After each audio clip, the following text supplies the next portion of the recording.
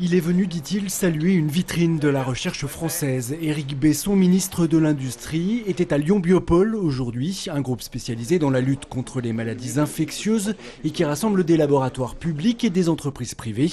La formule idéale, selon le ministre, pour permettre à la recherche de progresser.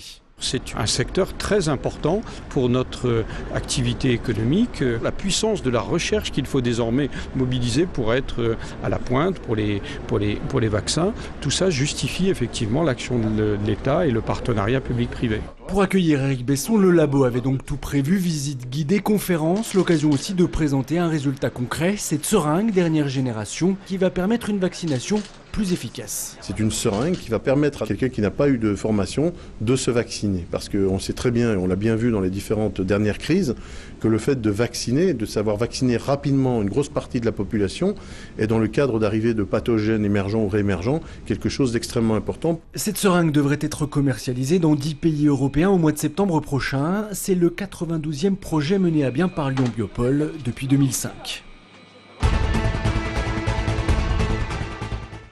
C'est au siège de la région Rhône-Alpes que se tient aujourd'hui et demain l'assemblée plénière de la 67e session internationale du Parlement européen des jeunes de 16 à 25 ans. Cela tombe juste au moment où l'Europe a annoncé une aide de 158 milliards d'euros à la Grèce. Forcément, dans les couloirs, chacun commente ce sauvetage financier. On nous a appelé l'Union européenne, ça veut dire qu'on doit être unis aussi dans les moments les plus difficiles, comme c'est là.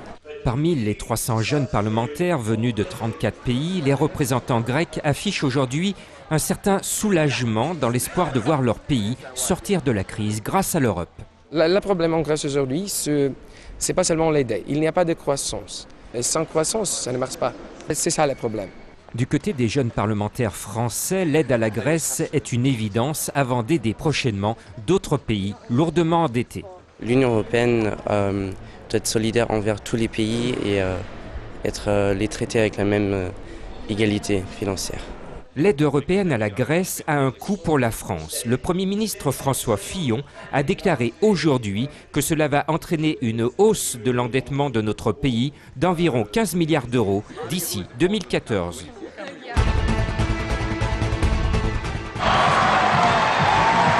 12 000 spectateurs hier soir à Gerland pour la présentation de l'équipe version 2011-2012. Objectif, reconquérir le public lyonnais. Quand on est lyonnais, c'est important de sentir ça, cette chaleur. Ici, on est un peu chez nous, tous les lyonnais, et qu'on arrive à fédérer autour de nous, c'est l'objectif. Avoir un discours humble, avoir des accents de sincérité, de rapprochement avec le public, sans pour cela manquer d'ambition. De l'ambition et des résultats, c'est ce qu'attendent maintenant les supporters qui ne veulent pas revivre le scénario de la saison précédente. C'est sûr qu'on n'est pas favori, mais si la mayonnaise prend, si ça se passe bien dans l'équipe, pourquoi pas, on peut avoir des chances au niveau du championnat. Après, en Ligue des Champions, ça va être plus difficile, je pense. Au niveau de l'entraîneur, l'ambiance du groupe va changer. Les joueurs vont s'en donner la peine et puis on ira loin cette année. À quelques semaines du début du championnat et en attendant les ambiances chaudes des grands matchs, c'est le DJ Martin Solveig qui a mis le feu chez les supporters. Je pense que les clubs ont besoin d'avoir des moments de proximité comme ça avec leurs supporters, des moments un peu détendus. Et là, c'est ça, c'est une fête simplement populaire. D'anciennes stars du club sont venues symboliser ce retour aux sources au cours d'un match d'exhibition joué sous la pluie. En récompense, le public aura également découvert le nouveau maillot Europe des joueurs. Preuve s'il en fallait une que maintenant l'OL veut voir la vie en rose. Ici, c'est la règle, on vient toujours avec une bonne bouteille. C'est normal, ça s'appelle une cave collective et ça sert tout simplement à garder le vin. Donc c'est un Saint-Émilion. On va choisir un Saint-Émilion. De l'obscurité, une température de 18 degrés, les conditions sont évidemment idéales. Son idée, Jean-Jacques Parnet la travaille depuis plusieurs années. Son constat, en ville difficile de stocker son vin et encore plus difficile de le garder en sécurité. Moi je suis amateur de vin et habitant en immeuble, ma cave ayant été fracturée plusieurs fois, j'ai du vin qui est disparu. Donc je me suis dit là il y a quelque chose à faire.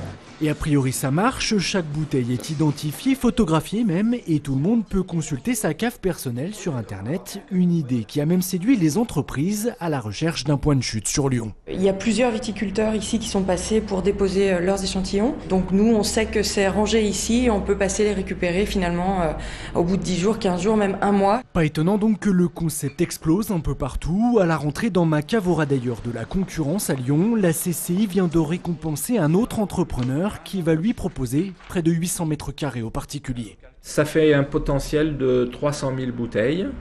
C'est un potentiel que nous estimons pouvoir atteindre à un horizon de 8 ou 9 ans. Avec 2 caves dès septembre, les Lyonnais vont avoir l'embarras du choix. Pour les cavistes, il va falloir séduire pour remplir les casiers.